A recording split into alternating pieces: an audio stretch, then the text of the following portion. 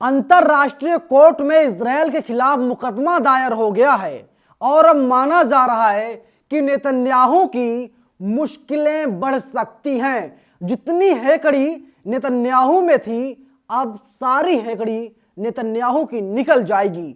सवाल लेकिन आपके जहन में यही होगा कि जो गजा में रहने वाले लोग हैं, उन लोगों का क्या होगा। पूरी जानकारी आगे विस्तार से मैं आपको वीडियो में बताऊंगा। नमस्कार, मेरा नाम नवीन कुमार नंदन और आप देख रहे हैं नेशनल दस्तक। बीते 92 दिनों से लगातार इजराइल और फिलिस्तीन के बीच जंग चल रहा है और अब माना जा रहा है कि फिलिस्तीन हमेशा हमेशा के लिए आजाद होने वाला है। हालांकि गजा में ज्यादा कुछ बचा नहीं है। लगभग गजा के जितने इलाके थे, जितने मकान थे, घर थे, सभी को ध्वस्त कर दिया गया है। लेकिन गजा पर फिलिस्तीनियों का ही कब्जा होगा और बड़ी खबर निकल के यही सामने आ रही है। बीबीसी के हवाले से मैं आपको बता रहा हूं। बीबीसी लिखता है, इजराइल पर आईसीजे में जनसंहार का मुकदमा, क्या गजा में रहने वाले लोगों को मिल सकती है कोई राहत। आगे बीबीसी लिखता है, ये इस सदी का सबसे बड़ा मुकदमा है। इसी महीने की 11 और 12 तारीख को दक्षिण अफ्रीका और इजराइल का प्रतिनिधित्व करने वाले वकील कोर्ट रूम में जिरह के लिए मौजूद होंगे। पूरी दुनिया की नजर इस मुकदमे पर है। अब वही सवाल है कि गजा में रह रहे लोगों का क्या होगा। दक्षिण अफ्रीका का कहना है कि ऐसा ही है और उसने हेग स्थित अंतरराष्ट्रीय न्यायालय international court of justice ICJ में 29 दिसंबर 2023 को एक मुकदमा दर्ज कराया है। यानी एक हफ्ते से ज्यादा का वक्त हो गया है और 11 जनवरी और 12 जनवरी 2 तारीख बहुत ज्यादा महत्वपूर्ण है। 11 और 12 को तारीख मुकर्रर की गई है और इस तारीख पर पूरे मामले में सुनवाई होगी और पूरी दुनिया 11 और 12 तारीख पर नजर गड़ाए हुए है कब ये तारीख आए और पता चले कि नेतन्याहू को कौन सी सजा दी जाएगी या फिर आगे क्या कुछ होने वाला है। युद्ध हमेशा हमेशा के लिए रुकेगा या फिर युद्ध यूं ही चलता रहेगा। लेकिन इतना जरूर है, गजा के कई इलाकों में जिस तरीके से लगातार लोगों को मारा जा रहा था, युद्ध चल रहा था, युद्ध पर रोक लगा दिया गया है और अपने हजारों सैनिकों को इजराइल ने वापस बुला लिया है। इसीलिए वापस बुलाया है क्योंकि नेतन्याहू को इस बात का अंदाजा लग चुका है कि अगर युद्ध और लंबा होगा और ज्यादा दिनों तक चलेगा तो नेतन्याहू की हार पूरी तरीके से तय है। और इसीलिए नेतन्याहू अब नहीं चाहता युद्ध आगे चले। लेकिन इतना जरूर है, डरा हुआ, कायर, दुस्साहसी नेतन्याहू कह रहा है, हम मुकदमा लड़ेंगे। और तुम्हारे पास नेतन्याहू मुकदमा लड़ने के सिवाय कोई दूसरा रास्ता भी नहीं बचा हुआ है। कान खोल करके सुन लो, मैं तुमको हर रोज बता रहा था कि नेतन्याहू अभी वक्त है, लेकिन तुम माने नहीं और तुमने जो काम किया उसकी सजा अब तुम्हें खुद भुगतना होगा। और तुम्हें अगर अपनी गद्दी बचानी है तो तुम दुनिया के सामने आओ और तुम पूरी दुनिया से माफी मांगो, फिलिस्तीनियों से माफी मांगो, मुसलमानों को तुम बोलो कि ये मुसलमान भाई हैं, मुझसे गलती हुई, मैंने 22,000 फिलिस्तीनियों को गलती से मरवा दिया, वरना जिस तरीके से तुमने 22,000 से ज्यादा लोगों की जानें ली है, इसका अंजाम बहुत ज्यादा बुरा होने वाला है। मैं देख पा रहा हूं कि तुम्हारा भविष्य क्या होगा, लेकिन ऑन कैमरा मैं नहीं बोल सकता क्योंकि तुम बंकर में छिप गए हो और तुम्हें अंदाजा पहले से था कि अगर तुम घर में रहोगे तो कहीं ऐसा ना हो तुमको मार दिया जाए। हुती विद्रोही लगातार निशाना बना रहे हैं, इजराइल के सैनिकों को मार रहे हैं। ईरान अलग धमकी दे रहा है। 400 मानव बम को ईरान ने इजराइल में भेज दिया है और अलग अलग इलाकों में जो 400 मानव बम हैं वो छिपे हुए हैं और कभी भी बड़ी खबरें सामने आ सकती है। इजराइल को भारी नुकसान का सामना करना पड़ा है। भारी बम विस्फोट इजराइल में हुआ है क्योंकि इजराइल कह रहा था कि 48 घंटे के भीतर इजराइल हमास को खत्म कर देगा, लेकिन 92 दिन पूरे होने जा रहे हैं, तुम हमास का बाल बांका भी नहीं कर पाए और हमास लगातार मजबूत होते हुए दिखाई दे रहा है। आगे लिखता है बीबीसी, इजरायली प्रधानमंत्री बेंजामिन नेतन्याहू का कहना है कि उनका देश गजा अभियान में अभूतपूर्व नैतिकता का पालन कर रहा है। अरे भैया, कौन सी नैतिकता का पालन तुमने कर लिया, जरा बताना।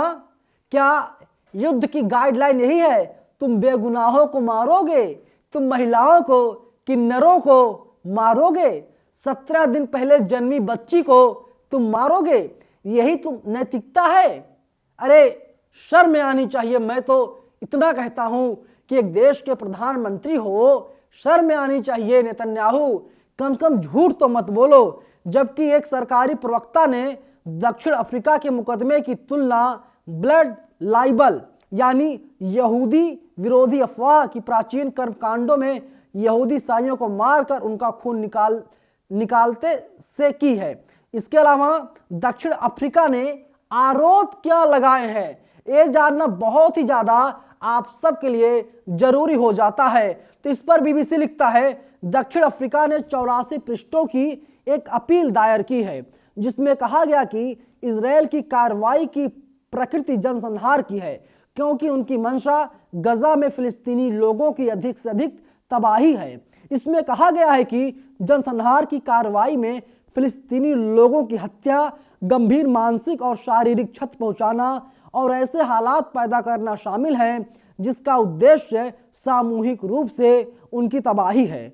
आईसीजे में दायर अपील के अनुसार इजरायली अधिकारियों के बयानों में भी जनसंहार की मंशा झलकती है।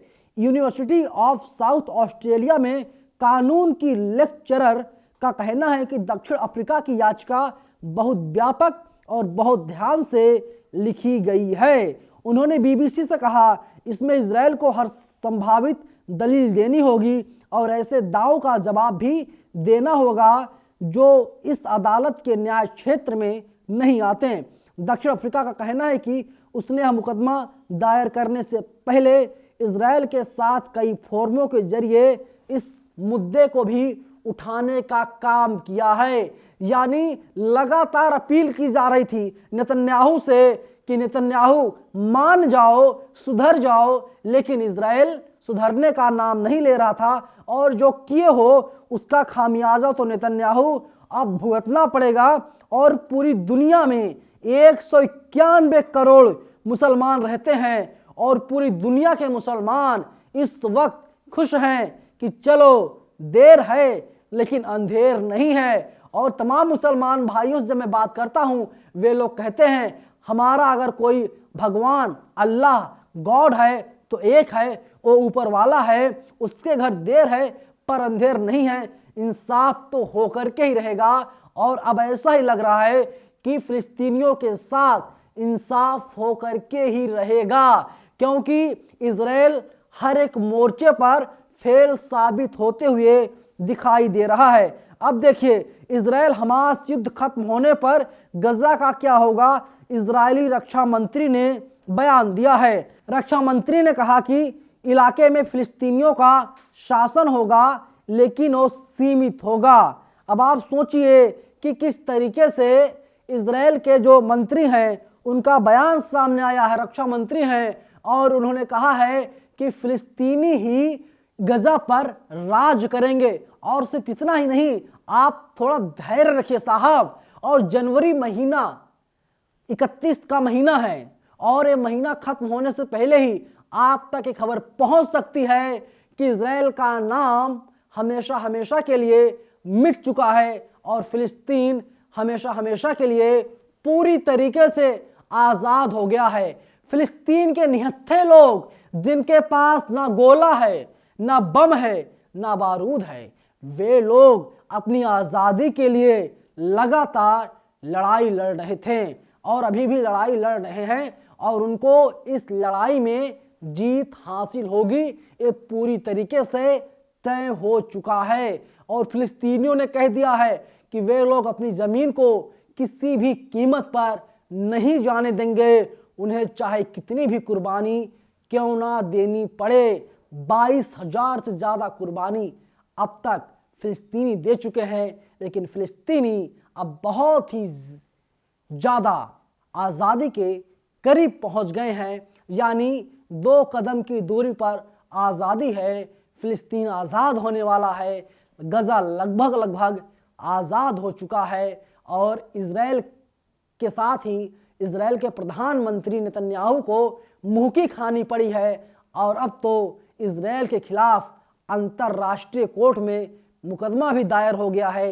11 और 12 जनवरी की तारीख मुकर्रर की गई है और 11 और 12 तारीख को सुनवाई होगी और जो भी अपडेट आएगा हम आप तक पहुंचाने की पूरी कोशिश करेंगे कि अंतर्राष्ट्रीय न्यायालय क्या कुछ कह रहा है और उसने क्या फैसला सुनाया है। धन्यवाद। नेशनल दस्तक की आपसे गुजारिश है कि अगर इसको बचाना चाहते हैं तो नेशनल दस्तक को सब्सक्राइब करने के लिए रेड कलर के सब्सक्राइब बटन को दबाएं, फिर बेल आइकन की घंटी दबाएं। नेशनल दस्तक को बचाने के लिए बहुत जरूरी है कि हर खबर को शेयर करें, लाइक करें, कमेंट जरूर करें।